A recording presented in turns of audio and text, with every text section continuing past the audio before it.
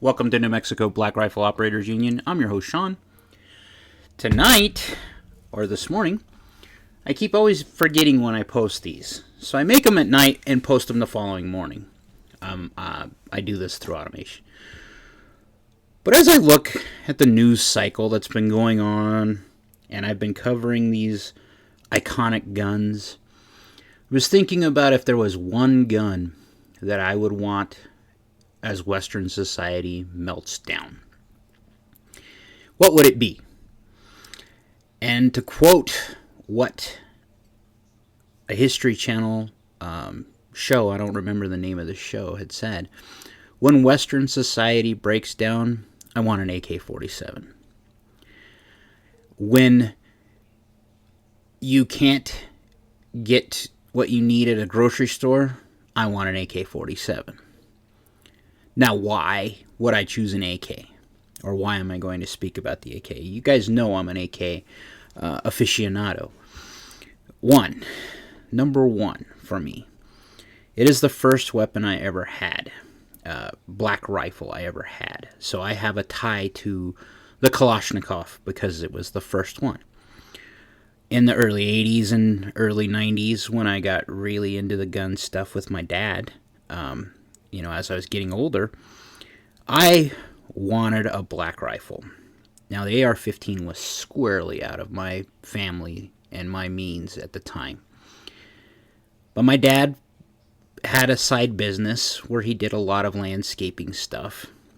And lo and behold, between that and some money scraped away for that he got from income taxes back, so tax time, he took me to the gun store and he gave me $500 cash. Now, back when this happened, I was too young to actually purchase the weapon. So I was a youth. So this is why I don't advocate for straw purchases. But I understand how, if you're a parent, you may buy a gun for a youth because you're teaching them. And my dad did. He took my, where I was going with this story, is my first Kalashnikov was a Norinco Mac 90. And that same day I ended up with a Mark II, Ruger Mark II 22 pistol. That was my first pistol ever. Okay? So, the Kalashnikov, I was probably 12 or 13 when that happened. Maybe even 15 at the oldest.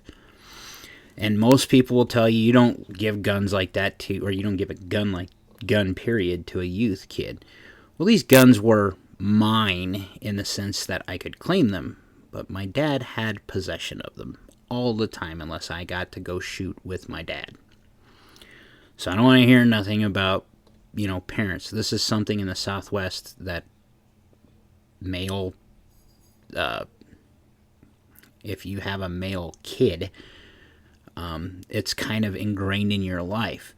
And in the Southwest, it's very much, if you have a kid, period, you're going to teach them how to use a gun. Well, I've been hunting with my dad since I was about 7. Okay? As soon as I could get old enough to carry a rifle is when my dad was, letting me go out. I could walk with him, and we went hunting before that. But when I actually got to hunt, I think it was 7 or 8. It was like 4th grade when I first started hunting. And I say finally there because my brothers are older than me, and they were always hunting with Dad, and I wanted to get in on the fun. So I have a tie to the Kalashnikov because of that. 2, ammunition. While it can be said that America's rifle is the AR-15, and it is true, that also causes a demand for their ammunition, for the 5.56 in general. Where the Russian 7.62 by 39 is what I'm talking about, though that caliber seems to skate under radar. Now, not as many people have Kalashnikovs. A lot of gun aficionados do. up until recently, as Brandon Herrera had put it, it had been one of those things that your crazy uncle probably had, okay? Or your prepper uncle probably had. Let's put it that way. Well, my dad was probably that prepper uncle. But with that, I did a lot of studying on what I got. Why is the Kalashnikov so great? Well, part of it is it doesn't require as much maintenance as an AR-15. An AR-15, think of it as in terms of, and I've said this before on this podcast, the AR-15 and the Kalashnikov are like a tank versus an airplane. They're designed for two different purposes. If you've looked at the Russian military in Ukraine in the last 6 months, about to be 7, I think, you'll notice one thing about it. These guys aren't very well prepared. Otherwise, it wouldn't be going on 6 months right now, going on 7. They would have already won in Ukraine. So what was the Kalashnikov designed for? The Kalashnikov was designed by a tank mechanic, first off. That's one of the other reasons why I like it. But it was designed for a conscript army. The Russian army is entirely different than the American army. They're not a volunteer force. You have to serve a year in their services. I think it's actually 2 years. And you have to serve it domestically. They can't deploy you. They're not supposed to by Russian law. So that lends credence to that their professional army, because they do have a pro part of that where they sign a contract after a year if you want to stay in the army. You then are a professional soldier.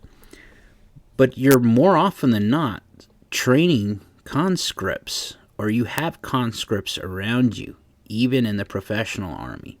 So they needed a simpler gun and a simpler maintenance cycle. And it kind of worked. What I mean by that is Kalashnikov's design was so revolutionary in that it is simple. It's using an intermediate cartridge, which was the number one thing, because most battles don't happen out at 500, 600, and 1,000 meters. They happen 200 to 300 meters, or 300 yards, 400 yards max, okay? So they realized very early on that accuracy through volume works, okay? So that was the design philosophy behind the Kalashnikov, was to make it as simple for a conscript.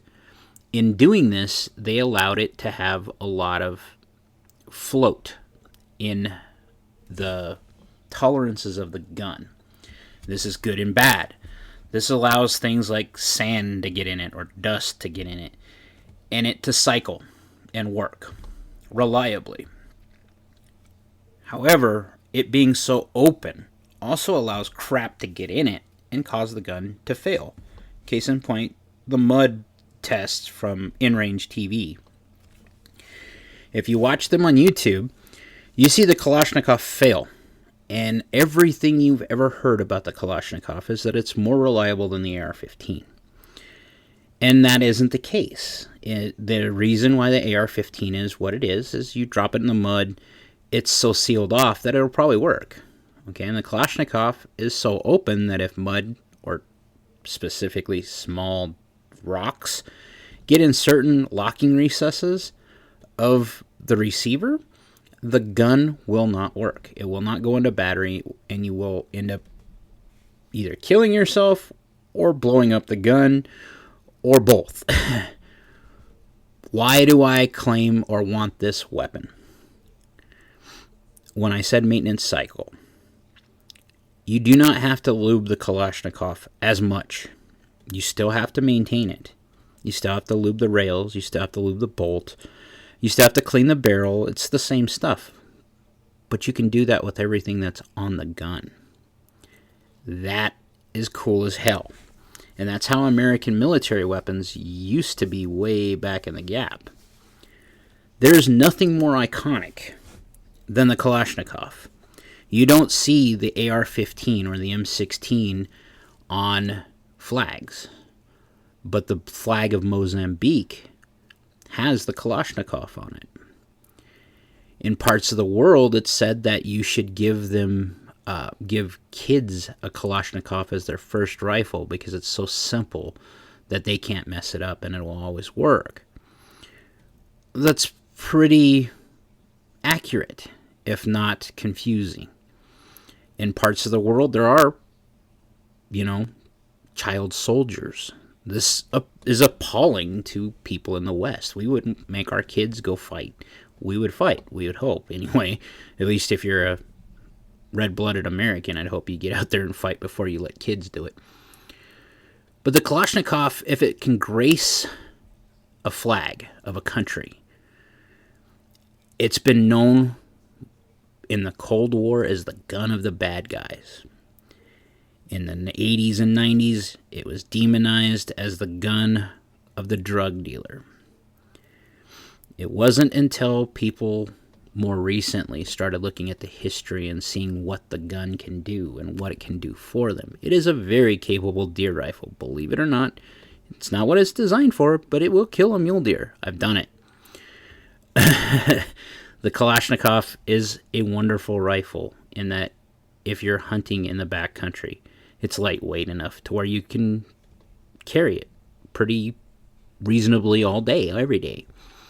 Same can be said about an AR-15, but an AR-15 doesn't have the bullet weight itself that makes killing a mule deer specifically, or an elk, at really close range if you're using a Kalashnikov. You can do it with either rifle. With the AR-15, the most popular caliber in the AR-15, the 5.56 that is, it's illegal to hunt elk, period. It's not for the Kalashnikov because it's a .30 caliber bullet. Now, what does this do? Why do I like this? I've given you the basic reasons. Ammunition, magazines is another one.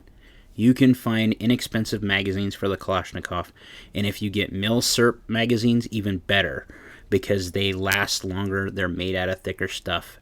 You still need to do maintenance on your Kalashnikov magazines. That means you need to clean them, make sure they're not rusting. You need to make sure that there's stuff inside that, dry lube. That stuff just isn't necessary, but it sure the hell makes it work a lot better, just like it does for the AR-15. A lot of people don't clean their magazines, and you need to do that. You need to wipe them down at least. And I dry lube them with graphite. Just the spring, I hit it so that it can slide up and down the body of the magazine better. I do this with Kalashnikovs. I do this with AR-15s. I have yet to bother with the G3 rifles I own because those rifles, their surplus magazines, like I said before, were brand new. They have to be because of the way they were packaged. The springs are brand new. The bodies are aluminum. The followers are aluminum. Everything in there says rust resistant. Kalashnikov, if you have metal magazines, and those are surplus magazines or they're Korean magazines, South Korean magazines, they usually, or Hungarian, there's a ton of them. That's the other reason why I like it.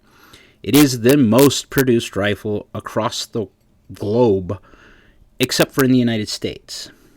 And that's because everywhere that a country said that they wanted to be a communist, they were given the data packet and the tooling to make the Kalashnikov. It was never really licensed. Mikhail Kalashnikov died a pauper in a one-bedroom flat, I believe, with his wife, because he built it for the honor of defending the motherland. So, that is why I would take a Kalashnikov. I like the magazines, the lock, the toe in and rock, the rock and lock mag. That's my jam, baby. I like the gun because it has historical significance to myself. I like the gun the fact that I can maintain it with pretty much everything it has on it all the time without having to look for brushes or other stuff. The Kalashnikov little toolkit is the most useful thing that anyone has ever made, in my opinion. Next to a multi-tool, this thing is awesome. You can take that gun all the way apart with what's in that little toolkit. Now, you can't